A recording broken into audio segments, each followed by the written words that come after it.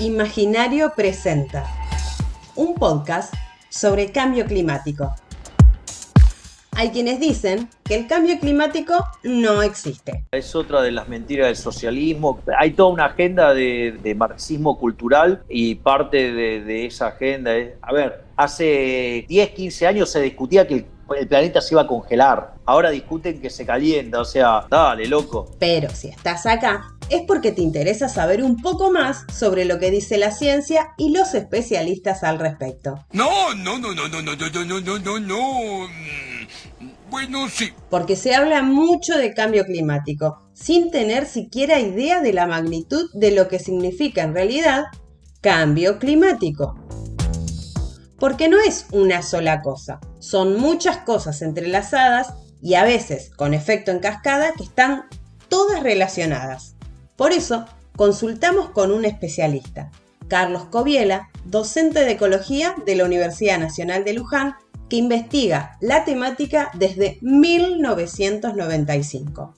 Es un fenómeno que ha ocurrido en este planeta a lo largo de su historia geológica, pero en tiempos geológicos estos cambios tardan miles a cientos de miles o incluso millones de años. Bueno, si es un fenómeno de miles de millones de años que tarda en desarrollarse miles de millones de años, no deberíamos preocuparnos, ¿no? Lo determinante del cambio climático que estamos viendo ahora es que está ocurriendo a velocidades de cientos o miles de veces más grandes, mayores. Por ejemplo, el aumento del dióxido de carbono, que es el gas de efecto invernadero que más estamos afectando, está ocurriendo a velocidades realmente muy altas en relación a los cambios anteriores.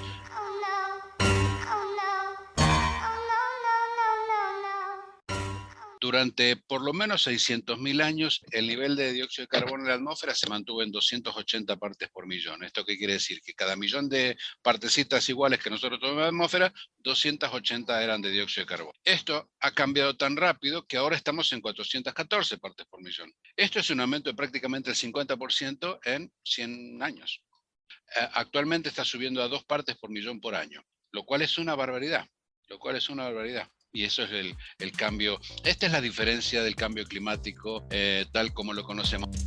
Esto está ocurriendo muy rápido y va modificando el planeta. ¿Dónde se ven esos cambios? ¿Qué implica el cambio climático? La acidificación de los océanos, por ejemplo, que tiene que ver con el cambio climático, porque tiene que ver con la mayor cantidad de dióxido de carbono en la atmósfera, la mayor cantidad de calor reservada que va a los océanos. Y esto tiene efectos concatenados y en cascada con, por ejemplo, la magnitud y frecuencia de los eventos climáticos extremos. Estamos viendo mayores tormentas, mayores sequías, estamos viendo incendios por todos lados en el mundo. ¿Se acuerdan del año pasado en Australia, en el oeste de Estados Unidos a cada rato?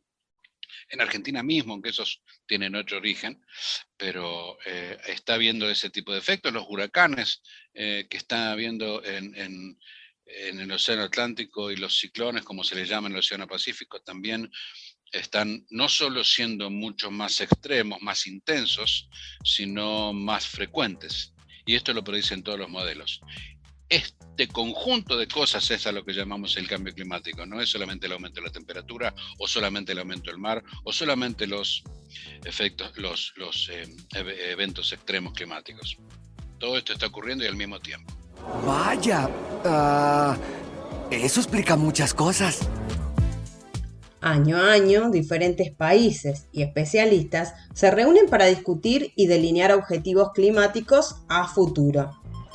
Fue en 1972 cuando se planteó la cuestión del cambio climático por primera vez, advirtiendo a los gobiernos que tenían que tomar en consideración las actividades que pudieran provocar el cambio climático y evaluar la probabilidad y magnitud de esas repercusiones sobre el clima. Actualmente seguimos debatiendo sobre el tema, algo que se creía muy lejano y una creencia que con el tiempo se fue modificando. Entonces, ¿cuáles son realmente las proyecciones a futuro? ¿Y qué va a pasar en los próximos años? A ver, lo que han calculado los expertos del Panel Intergubernamental de Cambio Climático de Naciones Unidas es que ya ha ocurrido un aumento de por lo menos 1,1 grado en el promedio en el planeta. Este número puede ser engañosamente bajo porque 1,1 no parece mucho, pero si uno toma en promedio, en las latitudes más altas, esto es cerca de los polos, ha aumentado mucho más, y en latitudes medias o en latitudes muy bajas, cerca del Ecuador, ha aumentado menos. 1,1 puede parecer engañoso, pero en sitios como Groenlandia, donde a lo mejor el aumento de la temperatura fue de 4 o 5 grados centígrados ya, esto significa un cambio muy fuerte en el equilibrio de lo que se llama la criosfera, o sea, las zonas frías del planeta, porque por poco que sea, nieva un poco menos en invierno y se derrite un poco más en verano. Y ese balance afectado ha hecho que, por ejemplo, en Groenlandia, desde 2006 a 2015, solamente Groenlandia perdió 280 gigatoneladas de hielo. Para que tengan una idea, esos son 280.000 millones de toneladas. En total, desde 2006 a 2015, la Antártida ha perdido alrededor de 150.000 millones de toneladas. ¿Sí? Eso es un montón de agua. Eso ha hecho, por ejemplo, que el nivel del mar se haya elevado ya alrededor de 30 o 40 centímetros, dependiendo de dónde se lo mida, y que las proyecciones sean entre medio metro y más de 1,10 centímetros para el año 2100. No sé a ustedes, pero a mí se me vino automáticamente a la cabeza una película que habla del casi fin del mundo, el día después de mañana, que inicia con especialistas hablando sobre el cambio climático y sobre las proyecciones a futuro, y después se congela todo. Curiosamente, la ciencia detrás de eso es muy buena. No ocurre a la velocidad de Hollywood, de que todo ocurre en 15 minutos y se te congela, viene el hielo corriéndote y si vos corres suficientemente rápido le ganas al cambio climático. No suficientemente rápido. Pero lo que hay detrás sí, porque curiosamente una de las cosas que todos los modelos predicen es que una circulación oceánica muy importante para repartir temperatura a nivel del planeta, que depende del derretimiento de los hielos en Groenlandia, de la salinidad del océano y demás, si el derretimiento es suficientemente fuerte y suficientemente rápido, esa corriente que suele llevar mucho calor de las latitudes bajas del Ecuador a las latitudes altas, se va a detener. Hay indicios de que eso ya ocurrió en el pasado. Y si eso se detiene, en un mundo que se está calentando, el norte de Europa y el norte de Estados Unidos se van a congelar. ¡Esto se va a controlar! Y hay que tener cuidado con esto de las proyecciones porque también es engañoso, ¿no? No es que las proyecciones quieran decir que no sabemos cuál es el nivel de 0,5 o de medio metro o de 1 metro y pico, sino que depende de lo que hagamos. Esta es la incertidumbre. Si hacemos algo rápido y muy fuertemente, quizá no lleguemos a más que 1,5 grados y quizá de temperatura global y quizá no se aumente el nivel del océano en más de medio metro. Esto también es importante tenerlo en cuenta porque cuando el informe del panel intergubernamental o cualquier informe dice el aumento del mar o el aumento de la temperatura va a ser entre tanto y tanto, no es que no sepamos cuánto va a ser, sino que depende de lo que hagamos al respecto. Si hacemos mucho, va a subir poquito. Si no hacemos nada, va a subir un montón. A ver, las previsiones para aumento de la temperatura para el año 2100 varían desde 1,5 hasta más de 5 grados. Esto no es que no sepamos, es que depende de lo que hagamos en el medio. Si actuamos rápidamente, la vamos a pasar mejor. ¿Qué podemos hacer entonces para frenar un poco esta situación?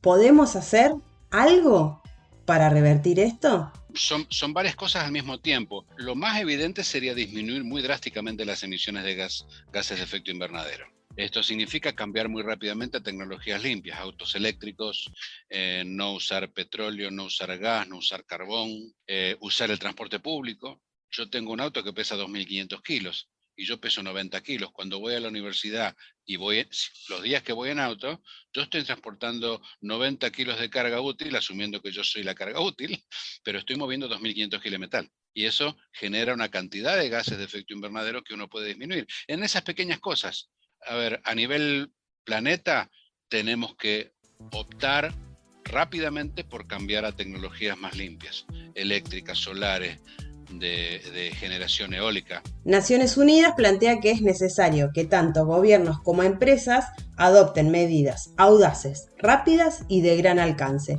Pero la transición a un mundo con bajas emisiones de carbono también requiere la participación de los ciudadanos y cada uno de nosotros puede contribuir a limitar el calentamiento global y cuidar el planeta.